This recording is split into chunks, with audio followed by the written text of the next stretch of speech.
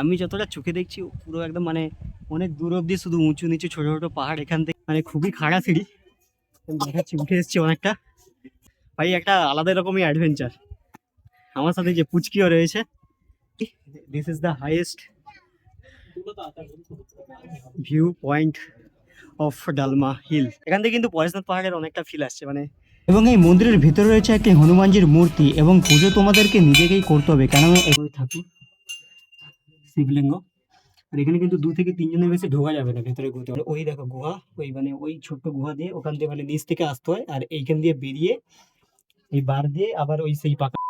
ছোটবেলায় বাংলার বই আমরা পড়েছিলাম এই ডালমা পাহাড়ের কথা, তাই আমরা আজকে ডালমা পাহাড় এক্সপ্লোর করতে এসেছি। দেখার মতো অনেক কিছু আছে, আমার সাথে দেখতে থাকো এই পুরো ব্লগটা। এখন বাজে 2:16, মানে ফাইন অলমোস্ট 1 ঘন্টা 40 মিনিট। হ্যাঁ, 1 ঘন্টা 40 মিনিট 35 মিনিট পর আমরা মানে এই ডালমা হিল মানে ডালমা পাহাড়ের হিলে মানে টপে পৌঁছেছি। ঠিক আছে, এই এক্ষুনি গাড়ি থেকে নামলাম, এবার ওদিকের ভিউটা আমরা যাব দেখতে। ঠিক আছে, গাড়ি আমাদের পার্ক এখানে হয়ে গেছে।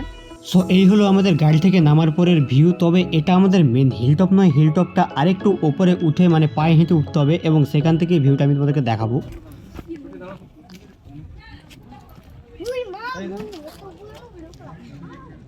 ডালমা পাহাড়ের এই যে মন্দির, উপরে আরেকটা হিল মানে হিলের পুরো টপে আরেকটা মন্দির আছে, সেখানে আমরা যাবো একটু পরে। বাট এই পাহাড়ের একটা সব থেকে মানে সেরা যে ভিউ পয়েন্ট, সেইখানে যাচ্ছি। উপরে উঠে একটু সাইডের দিকে নেমে যেতে হয় অ্যাকচুয়ালি।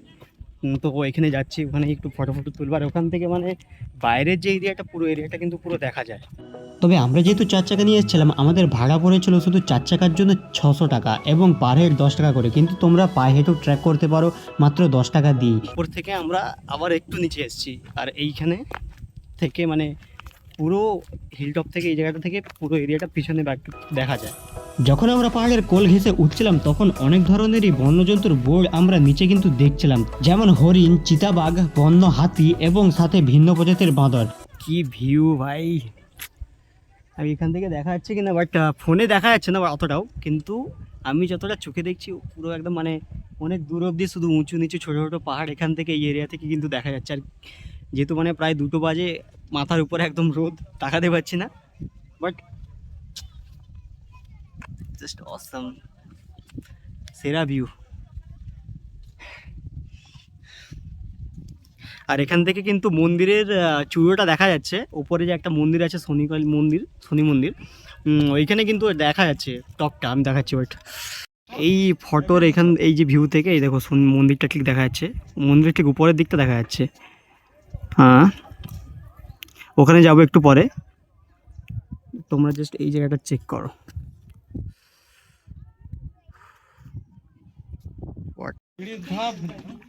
মিনিমাম 500 হবে। 500 না, অত না, 500 না। আমরা এখন মানে সিঁড়ি দিয়ে এই মন্দিরের ওপরের অব্দি যাচ্ছি, মানে খুবই খাড়া সিঁড়ি দেখাচ্ছি। উঠে এসেছি অনেকটা, কোনো ভিডিও করে দিই, বাট ভাই একটা আলাদা রকমই অ্যাডভেঞ্চার। আমার সাথে যে পুচকিও রয়েছে। কিরে, তুই উঠতে পারছিস? হ্যাঁ, কষ্ট লাগেনি? পাপা কোলে দিয়ে উঠছে। ও ভাই, তবে যাই হোক, মানে এত খাটাখাটনি তো অভ্যেস নেই, তো তাই অবস্থা খারাপ হয়ে যাচ্ছে। বেশিটা সিঁড়ি না, অথচ হাঁপিয়ে গেছি। তোমার কি এক্সপিরিয়েন্স? হ্যাঁ, খুব ভালো, খুব ভালো। আমার তো এক্সপিরিয়েন্স আছে। খুব ভালো। ওইদিকে মন্দির আছে না? আচ্ছা, মন্দিরের কাছে চলে এসেছি। আর এনার এক্সপিরিয়েন্স কি এক্সপিরিয়েন্স আপনার? আচ্ছা, ভালো লাগছে। ওনার এক্সপিরিয়েন্স ভালো লাগেনি। অক্সিজেন কম হয়ে গেছে।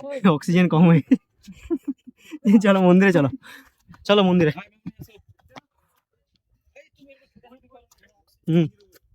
মন্দির, এই যে উপরে মন্দির, একটা আলাদাই ভিউ। ডালমা পাহাড়ে অবশ্যই তোমরা আসো। আর এখানে ডাইরেক্ট গাড়ি আছে, আমাদের গাড়িটা ওদিকে রাখা আছে। এটা ডালমা পাহাড়ের মন্দির।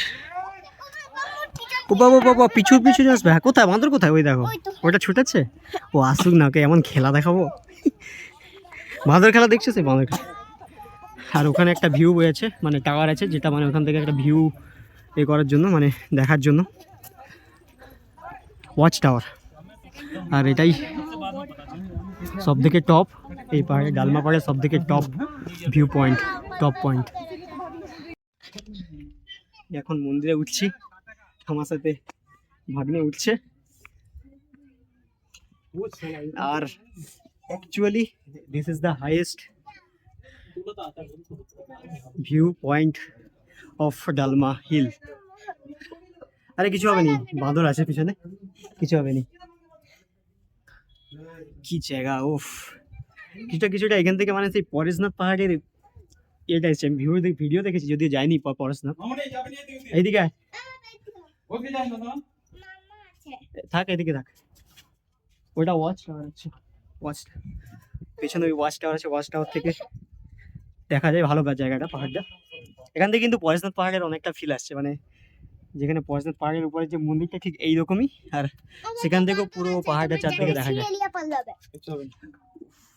লেভেলের ভিউ। অবশ্যই ডালমা পাহাড়ে আসবে, টপ ভিউ পয়েন্ট।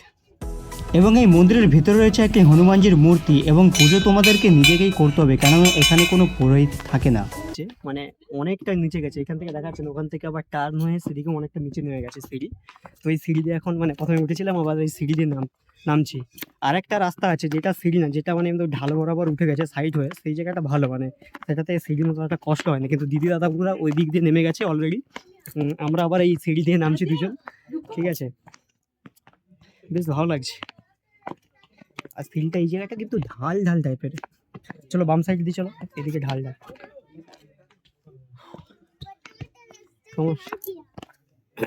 এক্সপিরিয়েন্স কেমন এই ডালমা হিলে?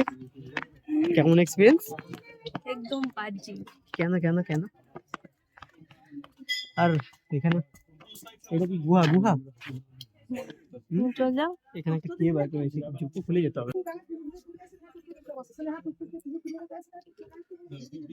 এইখানে জাস্ট আরেকটা ওই মানে মন্দিরের নিচে ঠাকুর রয়েছে, যেটা মানে একদম গুহার ভিতরে, ছোট্ট গুহা। এখানে মানে একজন বা দুজন গেলে পাস করতে পারবে না। এই দেখো অনেকটা মানে সিঁড়ি থেকে উঠে এসেছি, ওই খাড়া সিঁড়িগুলো সাইডেই রয়েছে। এইখানে আমাদের রয়েছে গোমাতা, হাতে প্রণামী বাক্স, আর তার ভিতরে রয়েছে এই কেভটা।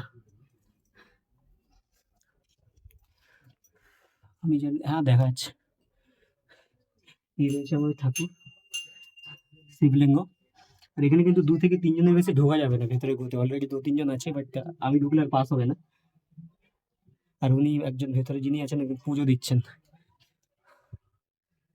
আর ওই দেখো গুহা, ওই মানে ওই ছোট্ট গুহা দিয়ে ওখান দিয়ে মানে নিচ থেকে আসতে হয়, আর এইখান দিয়ে বেরিয়ে এই বার দিয়ে আবার ওই সেই পাকার সিঁড়ির কাছে গিয়ে মেশে এই জায়গাটা।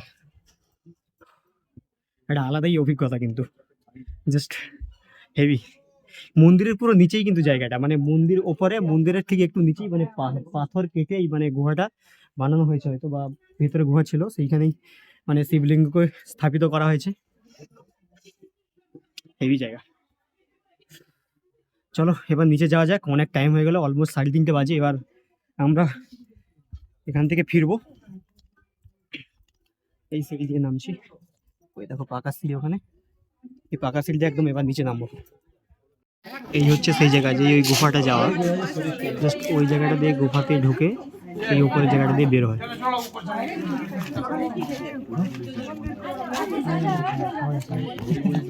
যেহেতু ডালমা ওয়াইল্ড লাইফ স্যাংচুরির আন্ডারে পড়ে এই পাহাড়ে, উপরে কিন্তু কোনো রকমের খাওয়ার দোকান নেই, শুধু যেটুকুই আছে ওই জল, বিস্কিট আর কাঁচা ছোলাই পাবে।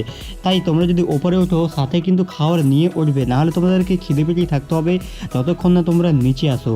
আর এই পাহাড়েও রয়েছে কিছু মানে উপজাতি বা ট্রাইব বসবাস করে, তারা কিন্তু ওখানেই তোমরা দেখতে পাবে, কিন্তু তাদেরকে তোমরা মোটেও ঘৃণা করো না।